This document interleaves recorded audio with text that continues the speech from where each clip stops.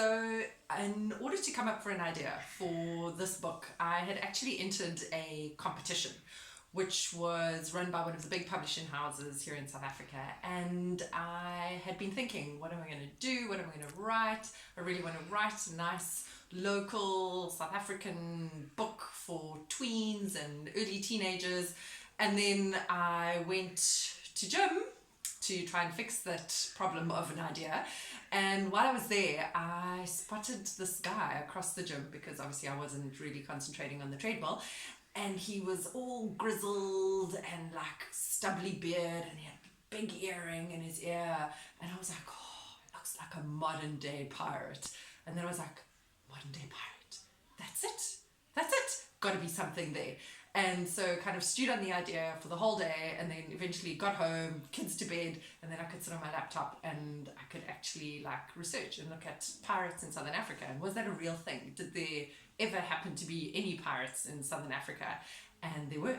There were pirates that were basing themselves on Madagascar, on this fabled island called Libertalia, which is actually, well, more like a town on Madagascar, and find out about them and what they did and their belief in creating this free town where you could be a slave, you could be have been thrown out of your country, you could be any religion you wanted. It was just a place for free people, mostly thieves, but definitely a free town. And then at the same time, I thought, well, if you've got pirates, you need treasure. So then I started looking up, okay, treasure in Southern Africa, would there really be such a thing? And came across Lobengula's treasure. And Lobengula was a king of the Matabele tribe in what is today known as Zimbabwe. And he had amassed a great fortune.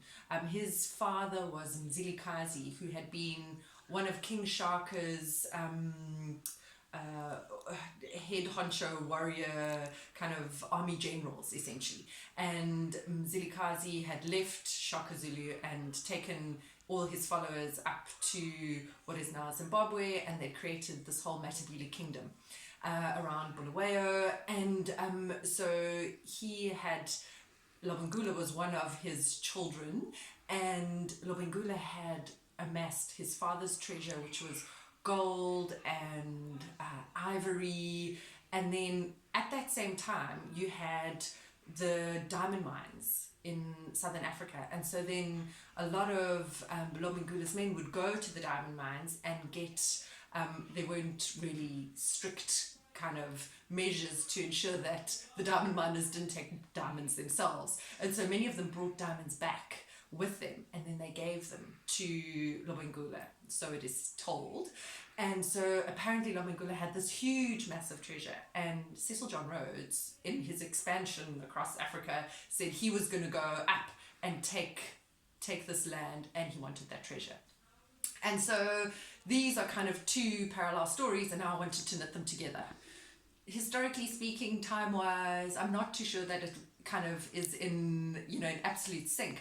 But, in my story, what I did was I managed to knit them together so that the pirates joined with Cecil John Rhodes on this epic kind of takeover of the Matabele in order to then get this treasure. But things obviously don't always work out as planned.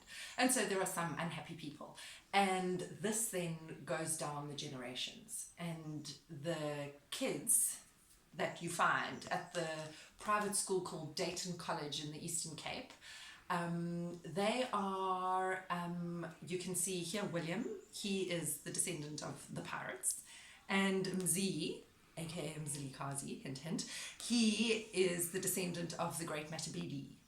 And their families are obviously in a feud, which is centuries old. And the girls, Karabo, my beautiful Karabo, you can see she's holding a very special golden elephant. And that golden elephant has great symbolism in that once Cecil John Rhodes had burnt down Bulawayo, all that was ever found of the treasure was a little silver elephant. And that little silver/gold elephant becomes very important in the story, and you'll see how that happens. And then every main character needs a bestie, so couldn't leave out Isla. So she's in there too, and she is Karabo's rock. And yeah, you'll have to read the story to know why.